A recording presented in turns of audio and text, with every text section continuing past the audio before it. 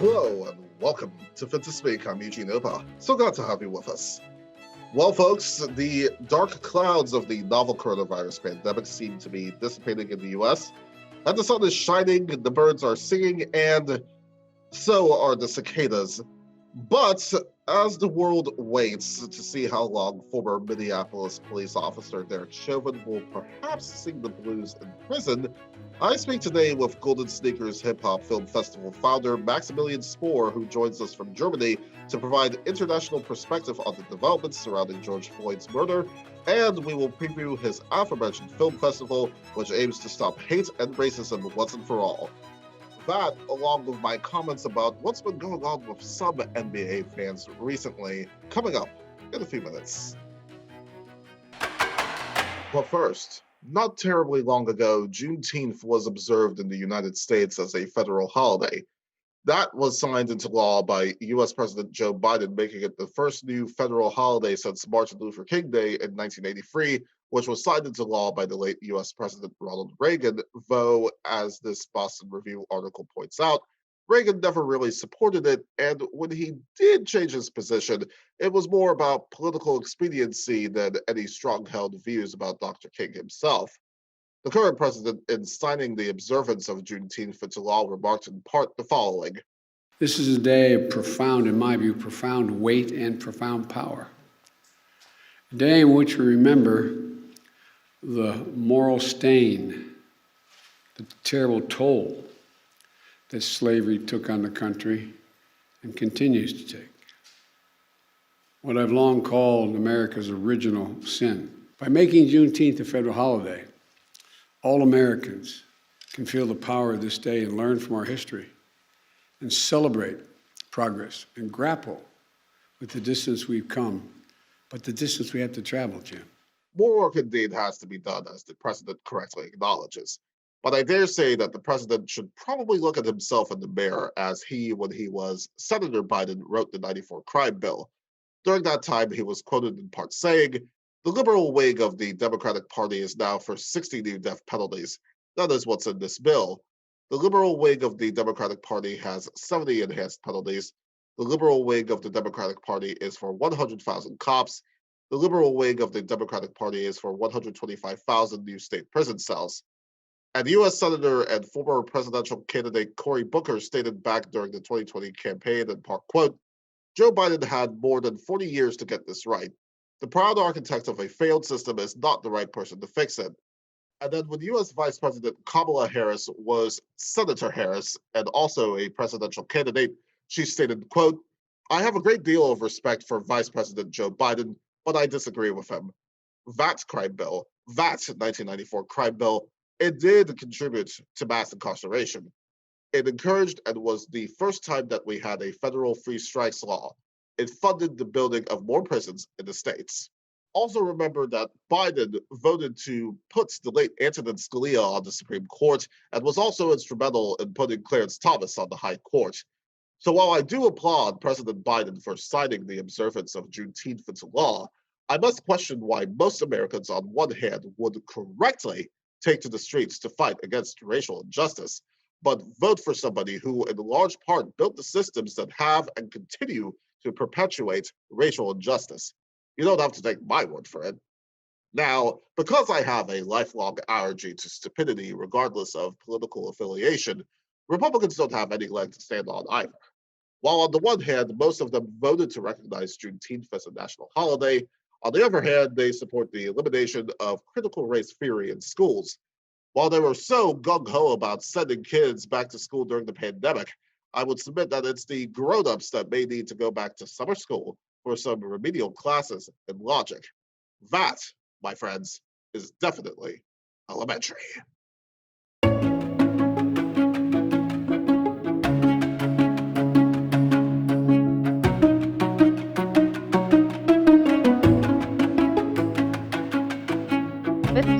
Is the current temperature right now in Winona. Ooh, that's funky. What is going? Ooh. How about this video that went viral relatively recently from the Fox affiliate in Minnesota, specifically Minneapolis, St. Paul? I shall call this the multiplication of meteorologist Jennifer McDermott. Now, having been in the industry for a while, I know that anything, and I do mean anything, can happen in live television. It just goes to show you that things don't have to be so serious. So I'd say that if entertainment value were truly an Olympic sport, hint, hint, International Olympic Committee, Jennifer McDermott and the control room staff at Fox 9 absolutely deserve the gold medal. And speaking of which, we will be talking about the upcoming Tokyo Olympics on the July edition of Fit to Speak. And the only way that you can ensure that you get that episode when it drops is to subscribe and ring the bell right here, youtube.com/the CSE channel. Quite a few of the public, though, in the past year have been unsubscribing to Ellen DeGeneres, who will end her daytime talk show next year. I can see that coming from 100 miles away, especially after reading this article in the New York Times that enumerated much of her misgivings about staying in daytime. And this was back in 2018 on the heels of the release of her Netflix comedy special. The person who will benefit greatly from Ellen closing up shop, besides Kelly Clarkson, who will be inheriting Ellen's time slot in many markets, is Drew Barrymore. I have been incredibly impressed with Drew's daytime talk show, which returns this fall for a second season. And the folks behind the Emmys agree with my assessment as the show and Drew herself have been nominated. Viewers of content want authenticity. They value authenticity. And the problem with Ellen, especially in recent years, has been there has been a huge gulf in the public persona that she has crafted as the be kind lady and what goes on when the cameras are not rolling. And when that happens, the viewers, they tune out in droves. Meanwhile, Drew in her first season gained viewers. Those viewers had to come from somewhere. Folks, Drew Barrymore's already high stock value just went way up as far as I'm concerned. And I'll tell you, if I were her or her talk show team for that matter, I would be doing backflips and I would also pull a little Jimmy Fallon and write a couple of thank you notes to Ellen DeGeneres.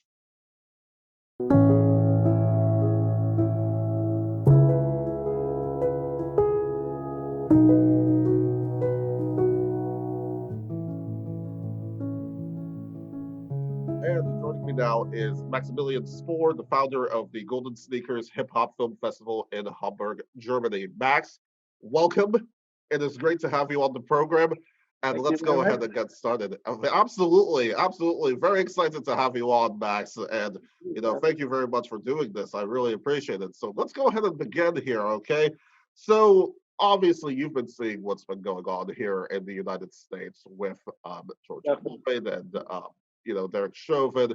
As we know, he is facing 40 years in prison on the top charge of second-degree murder, as opposed to the 75 years when you total up the maximum sentences for all three charges. Remember that Minnesota's sentencing guidelines recommend concurrent, not consecutive sentences. And a federal grand jury here in the US have also indicted Chauvin and three of her former officers on federal civil rights charges in this matter. And in the case of Chauvin in 2017, there was an incident involving a black teenager where he had a knee on his neck and everything else. So, in thinking about this past year that has occurred since George Floyd was killed, take me through the overall reaction in Germany to this, and really, what have been your thoughts about what has been going on all the developments in the U.S.? Like, I always find people are very ignorant of the fact that this is all going on over there in the U.S. They kind of they live in their own world over here, and they're not really tuned in, and they don't want to really care about the problem, right? Like, that's, I always find that. I barely have any friends who like into following the whole stories or following what's going on with the police or something like that. Or like, it's not happening. Like, I don't have those friends. Weird. It has been weird, huh? Yeah, it is weird because, like, I mean, of course, I'm the only one who like. I always been one of the few like the hip hop heads, but I never have really had friends who are like massive hip hop heads, right? Who feel obligated to live hip hop, to like feel hip hop, and then to like live their life like no justice, no peace. Like kind of like that, right? And I've always been like that, and like none of my friends are. Kind of weird, but I just don't have those friends. Like I've Uh, always been. I have one. I went. He was a son of a pastor at one point, and he was like a total PE fan. But this guy had to break out somehow, so he did, and we went to a couple of good concerts together back in the day. I remember that, but that was like my only friend who liked hip hop. Period. yeah. Yeah. And I mean, it's just interesting that you say that, especially, in the But overall culture. Yeah. I mean, in terms of, you know, I guess to take one of the classic, lyrics, fight the power, yeah, yeah, right? And continuing kind of on with that thread here, as we know, the protests all over the world when yeah. this occurred, including where you live in Germany, there's been a lot of And there stuff were going on. protests here, like Black Lives Matters protests in Frankfurt and other big cities. But of course, it was countable. It wasn't like as many people as I was hoping for, right? Like, Oh, really? So you were expecting to see more? yeah, Yeah. yes, definitely, yes. I was kind of disappointed that only this little, like, went out there and stood up for something, right? Like, I mean, that was kind of like disappointing to me. Why do you think that is? Why do you think that more folks in Germany did not come out for these, protests to kind of stand up for all of this? I think they'd rather stand up for stupid ass Corona rules rather than people who, where we really have to, like, uh, I don't know, where we really have a problem where we cannot change anything, or like it's weird. Like, I don't know. It's like a lot of people, if you talk to them about police brutality, they're like, well, what are you gonna do about it? I'm like, that's exactly the point, right? Like, if we all say that, nothing ever is going to change. Nothing. Yeah, yeah, and we talk. There's a saying that goes that insanity is doing the same thing over and over again and Yeah, expecting a different result. And when we think about this George Floyd stuff was not really new, sadly, in the U.S. Max, it's like I'm old enough to remember the Rodney King and what yeah, happened, yeah, in the yeah. I 90s. remember that. LA Uh-oh. burning down. Hell yeah, I remember all this. Yeah, So so it's not really a new thing. And yet, the question has always been, it's like, what changes? What changes? And then when you watch some of the classic shows, and all, it's like, again, you could take anything from like the 90s to what's happened, with Tamir Rice, Breonna Taylor, all of the other Black lives that have been sadly, they're no longer with us. And, it's kind of like wash, rinse, and repeat, sadly, isn't it? yeah, it's like the systemic part. It doesn't get any better. Like, it's just, I probably would say it's gotten worse over the last 30 years. Right? Yeah. Like So, like the big money part, right? I appreciate people who who run, like, not like, I cannot appreciate people who run massive ass companies, like I would, like, I don't know if you could cut this out, but people who run big record labels, like multimillionaires, don't stand for anything anymore. It's like they just run it, right? And they're like trillionaires, and their wives are trillionaires too. And like, what they gonna do for anyone? Nothing, right? They just keep on hanging to their money. I'd rather appreciate people who come into their own neighborhoods, buy off their like uh, surroundings, or like buy a movie studio and do their own film. Just to not being dependable anymore on anyone else. It's like, it's so hard to do. Like you have to have a really big mission in your head to run with a different vibe in life, right? Like it's just like, and you have to need a certain relaxedness to dare to do that, right?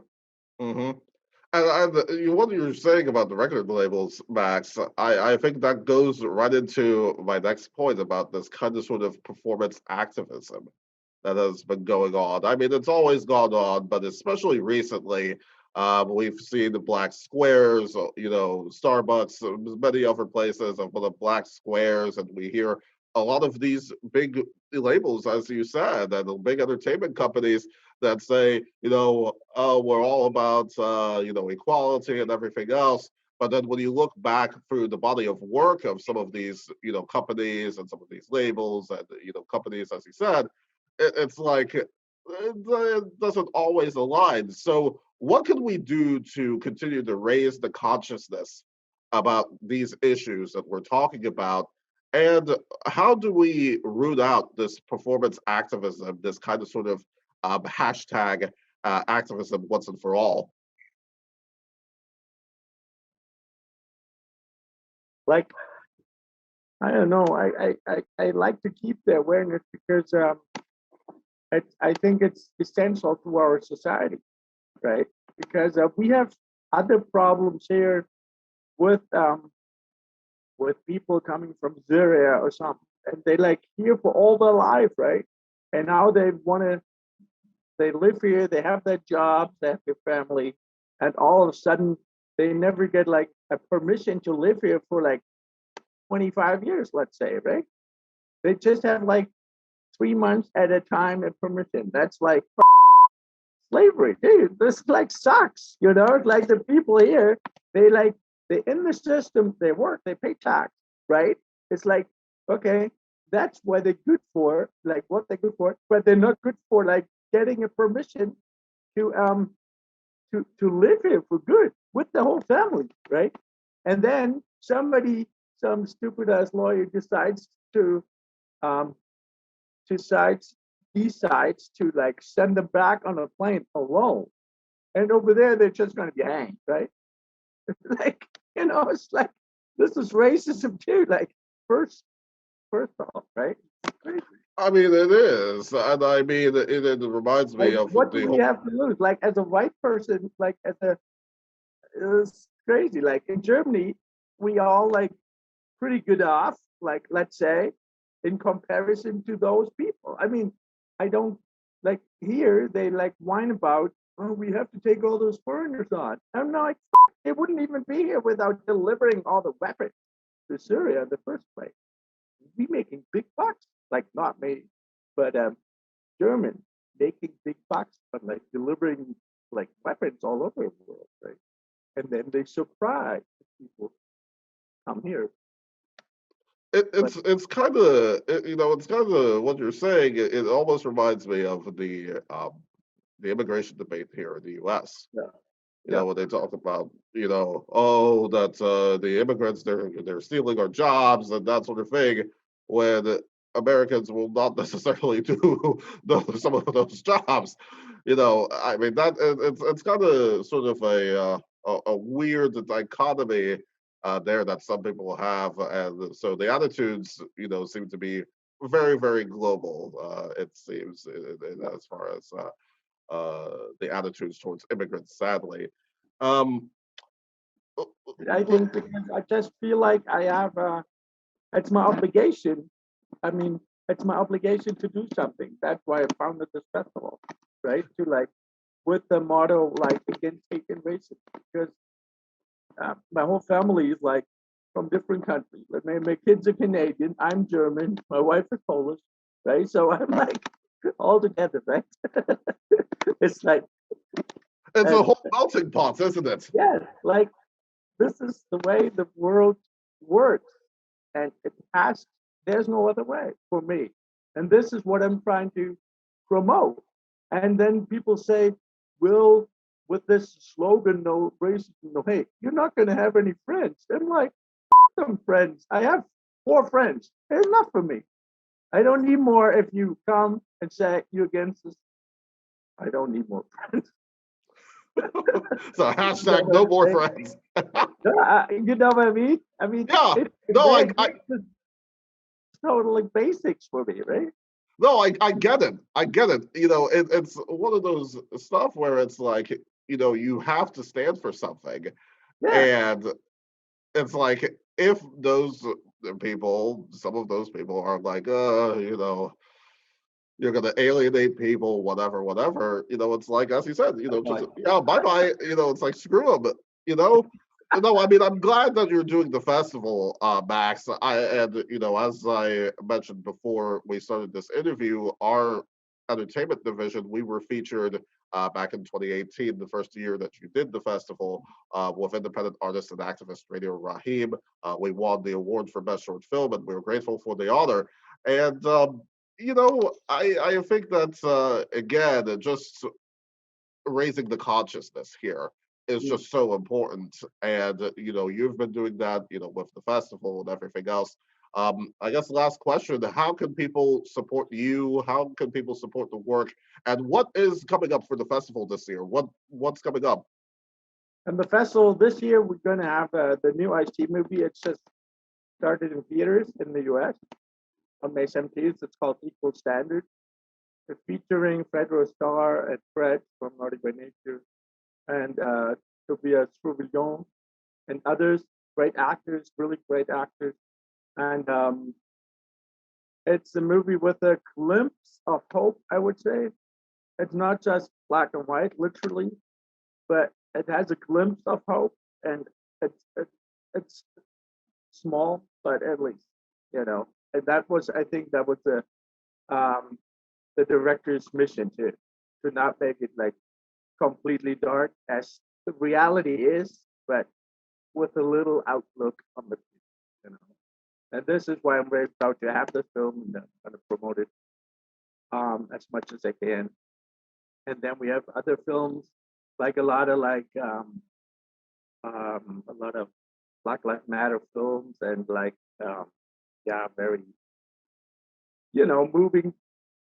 moving shorts and moving documentaries and stuff. And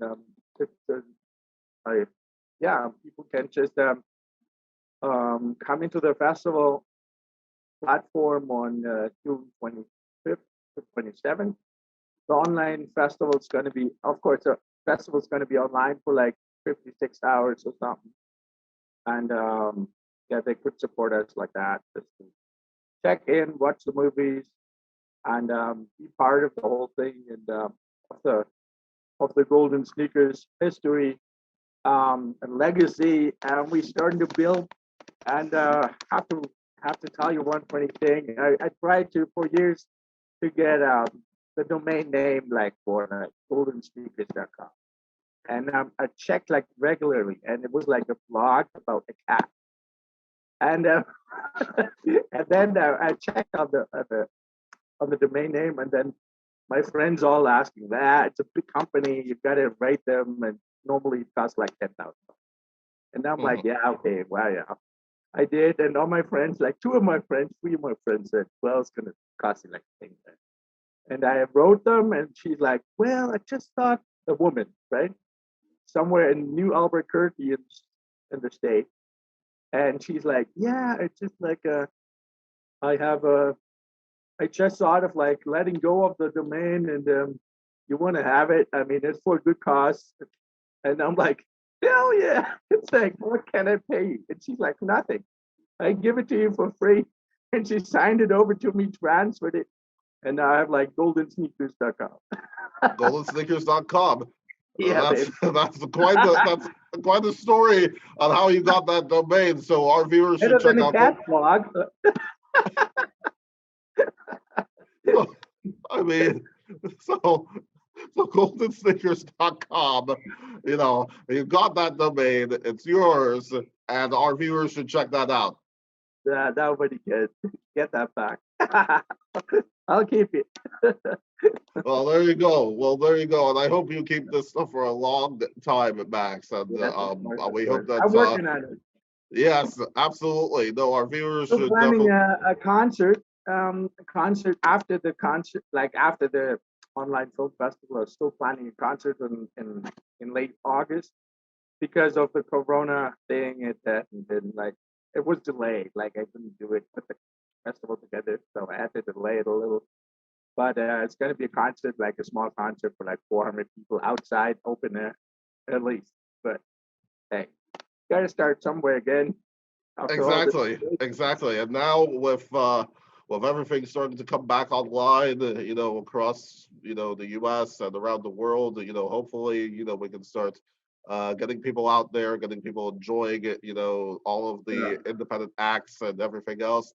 And yeah, goldensneakers.com is the name of the Yeah, site. baby. That's it. And Doesn't need no more. there you go. There you go. Well, Maximilian Spohr, the founder of the Golden Sneakers Hip Hop Film Festival. Good luck with it. And yes, there you go, representing right there. Thank you so much for joining me today. Much. I really appreciate it. And one more thing before we go. Like wild animals being freed from a cage, a few morons seem to be acting like banshees at NBA arenas after being in lockdown, including a Boston Celtics fan who allegedly threw a water bottle at Brooklyn Nets player Kyrie Irving. That fan, who faces felony assault and battery charges if convicted, could serve 10 years in prison. Fellow teammate Kevin Durant, I think, had some wise words here, stating, quote, "Fans got to grow up at some point. I know that being in the house for a year and a half with the pandemic got a lot of people on edge, got a lot of people stressed out. But when you come to these games, you have to realize these men are human. We are not animals. We are not in the circus. You coming to the game is not all about you as a fan. So have some respect for the game. Have some respect for the human beings, and have some respect for yourself. Your mother wouldn't be proud of you throwing water bottles at basketball players or spitting on players or tossing popcorn. So grow the F up and enjoy the game. It's bigger than you." A good note from KD, I would say, to end the program.